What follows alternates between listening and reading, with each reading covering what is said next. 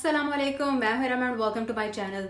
बहुत अरसे से आप लोग रिक्वेस्ट कर रहे थे कि कोई हॉरर स्टोरी बताएं जो कि आपने अभी तक हमसे शेयर ना की, और काफ़ी टाइम हो गया इरम आपने कोई हॉरर स्टोरी शेयर नहीं की, तो आज की हॉरर स्टोरी शुरू करते हैं। अच्छा, ये जो स्टोरी मैं सुनाने जा रही हूँ आपको, ये मेरी बेस्ट फ्रेंड होती थी सऊदीया में।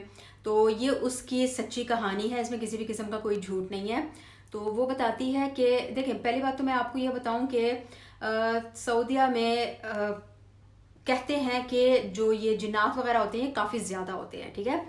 तो स्पेशली अगर आप जो है किसी ऐसी जगह पर रह रहे हो जो कि काफ़ी अरसे से बंद पड़ी हो, तो उधर सुना है कि ऐसी चीज़ें आ जाती हैं। तो हुआ क्या कि मेरी फ्रेंड बताती है कि वो लोग जो कि सऊदीया रहे हैं, आप लोग को पता होगा कि जब कुवैत की आई थिंक जंग लड़ी थी, जंग हुई थी पता नहीं किसके साथ, तो सऊदीया ने कुवैत की सपोर्ट के लिए अपने तमाम बड़े बड़े शहरों में, जैसे कि रियाद, दमाम, जद्दा, उसमें जो है अस्कान के नाम से बिल्डिंग्स बनाई थी, जिनको कुवैती बिल्डिंग्स भी कहा जाता है। तो वो एक मजमुआ है, ठीक है, बिल्डिंग्स का। और जब तक कुवैतियों का मसला चला रहा तब तक वो वहाँ पर रहते रहे। जब कुवैत की लड़ाई ख़त्म हो गई, वो अपने घरों को वापस चले गए। तो तब से वो बिल्डिंग्स काफ़ी अरसा खाली रहीं। और उसके बाद फिर गवर्नमेंट ने ये डिसाइड किया कि अब हम लोग देते हैं जी जगह ये वाले उन लोगों को जो कि किराए के घर ढूंढ रहे हैं, ठीक है जी। तो कहानी आगे बढ़ाने से पहले मैं आपको एक चीज बता दूं कि मैंने सैटरडे और संडे को शॉर्ट हॉरर स्टोरीज शेयर करनी शुरू की हैं, जो कि 30 सेकंड से लेके 1 मिनट के दरमियान होती हैं। तो आप लोग मेरी शॉर्ट हॉरर स्टोरीज को सैटरडे और संडे को शाम के टाइम में देखना मत भूलिएगा। तो चले कहानी को आगे बढ़ाते हैं। तो ये घर काफी बड़े बड़े बने हुए थे, अरबियों की फैमिलीज को सामने रखते हुए। तो काफी बड़े बड़े घर बने हुए हैं, यानी कि हर बिल्डिंग में आपको ऑलमोस्ट जो है, हर फ्लैट में आपको जो है 5 कमरे, 6 कमरे, 4 कमरे, इस तरह से बड़े बड़े खुले खुले कमरे मिलेंगे। तो ये बताती है मेरी जो दोस्त थी, वो बताती कि हम लोगों ने भी इसी तरह से अस्कान में शिफ्ट हुए। हम घर काफ़ी बड़ा था, 5 कमरों का घर था, तो और काफ़ी अरसे से बंद पड़ा था। लेकिन घर इन लोगों को काफ़ी पसंद आया, क्योंकि माशाल्लाह से इनकी फैमिली भी काफ़ी बड़ी है। तो कहती कि हम लोग वहाँ पर शिफ्ट हो गए। और उसके बाद कहती है कि जैसे ही हम लोगों ने सफाइयाँ वगैरह की हैं, उसके बाद अम्मी लोगों ने ये डिसाइड किया कि घर में पूरी तरह से शिफ्ट होने से पहले सूरह बकरा चलाई जाए। तो इन लोगों ने सूरह बकरा चला दी और चले गए। इन्हें सूरह बकरा चला दी और साथ ही अपना काम करते रहे हैं। और सूरह बकरा ख़त्म हुई तो ये लोग चले गए कि अब हम कल से अपनी प्रॉपर्ली शिफ्टिंग कर लेंगे। तो नेक्स्ट डे जब ये आए हैं, उसके बाद ज़िंदगी शुरू हुई। और ये बताती है कि किसी भी किस्म का कोई मसला नहीं हो रहा था, बस ये है कि ज़िंदगी ज़रा सुकून में गुजर रही थी, आराम से गुजर रही थी। लेकिन कभी कभार इस तरह से लगता था कि हमारे अलावा भी कोई मखलूक है जो यहाँ पर है। जैसे कि वो बताती है कि हम लोग फॉर एग्जांपल टीवी देख रहे होते थे, तो टीवी देखते देखते एकदम से हमें यूं लगता है जैसे कोई हवा का झोंका पास से गुजरा है। फिर वो बताती है कि अक्सर इस तरह होता था कि अगर मैं अकेली बैठी हुई कुछ काम कर रही हूँ, किचन में कोई काम कर रही हूँ, या फिर जो अपने रूम में कोई काम कर रही हूँ, तो मुझे अपने पास से एक खुशबू का झोंका महसूस होता था। यूँ लगता था जैसे कि कोई बहुत ही तेज़ खुशबू लगा के कोई मेरे पास से गुजरा है। तो कहती जब मैं आसपास देखती थी, मुझे ऐसी कोई चीज़ नहीं नज़र आती थी कि मुझे आइडिया हो सके कि ये खुशबू कहाँ से आई है। और ना ही आसपास किसी ने परफ्यूम लगाया होता था कि जब मैं जाके पूछती थी कि तुम लोगों ने परफ्यूम लगाया, तो नहीं, हमने नहीं लगाया। तो कहती कि मुझे उससे थोड़ा सा एहसास होने लगा कि है कोई चीज़। उसके बाद फिर इन लोग के घर में इस तरह से होने लगा, स्पेशली इनके किचन में, कि चीज़ें रात को जहाँ पर रखी होती थी, दिन में वहाँ पर वो चीज़ें उनको नज़र नहीं आती थी। यानी कि चीज़ों की रद्दोबदल, जगह की रद्दोबदल होने लगी थी। अगर यहाँ पर चीज़ रख के सोए हैं तो अगले दिन यहाँ पर चीज़ मिलेगी।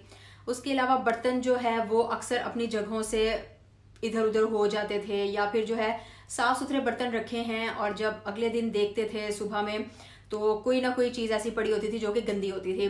तो यानी कि इन लोगों को इन चीज़ों से एहसास होने लगा कि कोई मखलूक है जो कि हमें नज़र नहीं आती, लेकिन वो इसी घर में हमारे साथ रह रही है। और वो कौन सी मखलूक है, ये वो लोग जिनको इस चीज़ का थोड़ा सा भी नॉलेज है, उनको पता चल गया कि ये जिन्नात हैं। तो फिर ये बताती है कि हम लोगों ने इस चीज़ को इसलिए भी इग्नोर किया क्योंकि वो जो भी चीज़ थी वो हमें कोई नुकसान नहीं पहुंचा रही थी। और उसके अलावा ना इन लोगों को काफ़ी ज़्यादा, यानी मेरी जो दोस्त है उन लोगों को काफ़ी ज़्यादा इस तरह के एक्सपीरियंसेस का सामना करना पड़ा है अपनी ज़िंदगी में। तो वो कहती है कि हम लोगों को, मेरी अम्मी को भी ये था कि देखो अगर इस तरह की कोई चीज़ तंग नहीं कर रही तो बेहतर ये है कि आप लोग भी तंग ना करो, ठीक है। अगर वो चीज़ तंग करेगी तो फिर देखी जाएगी, लेकिन अगर वो चीज़ अभी तंग नहीं कर रही तो इसका मतलब है कि वो कोई बुरी चीज़ नहीं है। क्योंकि आपको पता है ना कि ये जो मखलूक होती है इसमें अच्छी मखलूक भी होती है, बुरी मखलूक भी होती है, नुकसान पहुंचाने वाली भी होती है, और वो मखलूक भी होती है जिसको जब तक आप नुकसान नहीं पहुंचाते तब तक वो आपको नुकसान नहीं पहुंचाते। तो इन लोग की इसी तरह से जिंदगियां चल रही थी। लेकिन फिर ये बताती है कि इस तरह के वाकयात बढ़ने लगे और इस तरह से होने लगा कि अब ये जो चीज़ें थी ये अक्सर हमें तंग भी करने लग गई और इनके घर से चीज़ें ज़्यादा बुरी तरह से गायब होने लग गई। उसके अलावा ये लोग जो कुछ भी इधर रखते थे वो उधर हो जाता था, पैसे गायब होने लग गए। और उसके अलावा जो है इन लोगों को कभी कभार जो है इस तरह लगता था कि बहुत ज़्यादा लोग हैं जो आपस में बातें कर रहे हैं लेकिन वो नज़र नहीं आते थे। तो उस वजह से फिर ये हुआ कि लोग जो इनके घर आते थे, ठीक है, बाहर के कोई भी लोग, जैसे फॉर एग्जांपल मैं उसके घर चली गई तो उन लोगों को भी, बाहर वाले लोगों को भी एहसास होने लगा कि कुछ है। तो इस वजह से लोगों ने इनके घर आना छोड़ दिया। लोग इनके घर आने से डरने लगे, अनकंफर्टेबल होने लगे। घर के जो छोटे बच्चे थे वो डरने लगे थे। कहीं भी अगर कोई भी अकेला होता तो उसको किसी ना किसी किस्म का एहसास दिलाया जाता, उसको जो है तंग किया जाता। कभी जो है किसी के कपड़े खींचे जा रहे हैं, कभी किसी के बाल खींचे जा रहे हैं, कभी जो है यूं लगता जैसे कि किसी ने कंधे पर जोर से हाथ रख दिया हो और वजन महसूस होता था। तो इन लोगों को यानी कि अब परेशानी होने लगी। यानी एज सच ये बताती है कि उस तरह से तंग नहीं किया कि हम कहें कि हमें नुकसान पहुंचा रहे हैं या फिर हमारे घर वालों को किसी किस्म का कोई नुकसान हो रहा है, लेकिन ये है कि दिमागी तौर पे ये काफ़ी ज़्यादा डिस्टर्ब रहने लग गए क्योंकि पता ही नहीं चलता था कि नेक्स्ट मूव क्या होगा। लोग डरने लग गए थे, बच्चे डरने लग गए थे, सोशल लाइफ एक तरह की बिल्कुल ख़त्म हो गई थी। तो इन लोगों ने फिर डिसाइड किया कि इस तरह तो मुश्किल हो रहा है, तो ऐसा करते हैं कि हम इस घर को छोड़ देते हैं। अब फिर वो बताती है कि अब्बू ने घर की तलाश शुरू कर दी, लेकिन ये है कि वो चीज़ें रुक नहीं रही। उनकी मस्तियाँ या उनकी शरारतें दिन ब दिन बढ़ती जा रही हैं। यूँ लगता है जैसे कि वो मज़ा ले रहे हैं इनको तंग करके, नुकसान नहीं पहुंचा रहे लेकिन इनको तंग कर रहे हैं। आवाज़ें निकाल के, हवा के झोंके, पास से गुजरना, चीज़ें इधर से उधर हो जाना, चीज़ों को तोड़ने लग गए। जो लोग आते थे उनको वो डरने लग गए। तो इसलिए फिर ना इसके अब्बू ने घर ढूंढना शुरू कर दिया। तो वो बताती है कि अब्बू ने आखिरकार एक घर ढूंढ लिया और जब वो उस घर को छोड़ने लगे तो कहती है कि मेरे अब्बू को क्योंकि पता था कि आप जब किसी जगह को छोड़ते हैं और उसमें ऑलरेडी कोई मखलूक हो तो उससे जो है माफ़ी मांग लेते हैं। तो इसके अब्बू ने क्या किया कि जब सारे लोग सारा सामान शिफ्ट कर लिया, फिर ये सब लोग भी बाहर निकल गए, तो इसके अब्बू जो कि एंड पर बाहर निकलने वाले थे, उन्होंने निकलते हुए दरवाज़ा बंद करने से पहले बहुत ऊंची आवाज़ में कहा कि देखो हम लोग आज इस घर को छोड़ने लगे हैं। तुम लोगों के साथ हमारा जो भी टाइम गुजरा, अच्छा बुरा, लेकिन ये है कि अब हम आप लोगों को आपके हाल पे छोड़ने लगे हैं और यहाँ से जाने लगे हैं। तो अगर हम लोगों की तरफ से आप लोग को किसी भी किस्म की कोई शिकायत का मौका मिला तो आप लोग हमें माफ़ कर दो और हम जहाँ जा रहे हैं हमारे पीछे मत आना। आप लोग यहाँ पर अपनी मर्जी से रहो और अगर आप लोगों ने हमें माफ़ कर दिया है तो हमें एहसास दे दो किसी भी तरह से, ताकि हमें पता चल जाए कि हाँ आप लोग को हम लोगों से कोई शिकायत नहीं है, अब आप लोग हमें तंग नहीं करोगे। तो वो बताती है कि फिर अब्बू बताते हैं कि और कुछ नहीं हुआ, बस ये हुआ कि घर में पता नहीं कोई चीज़ थी, कोई पेपर सा लगा हुआ था, तो वो उन्होंने जो है एक तरह से यूं जैसे किसी ने यूं करके दरवाजे की तरफ फेंका, ठीक है, वो गोल गोल बना के ना, जैसे होते हैं ना पेपर को आप यूं करके फिर फेंकते हैं, उस तरह से फेंका गया।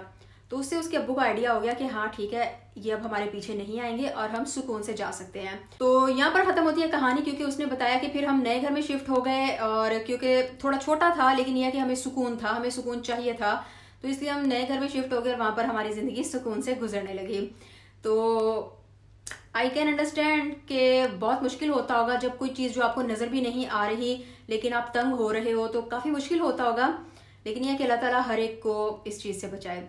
इसके अलावा मैंने हर सैटरडे और संडे को शॉर्ट स्टोरी जो कि 30 सेकंड से 1 मिनट के दरमियान होती है वो शेयर करनी शुरू की है, शॉर्ट हॉरर स्टोरी।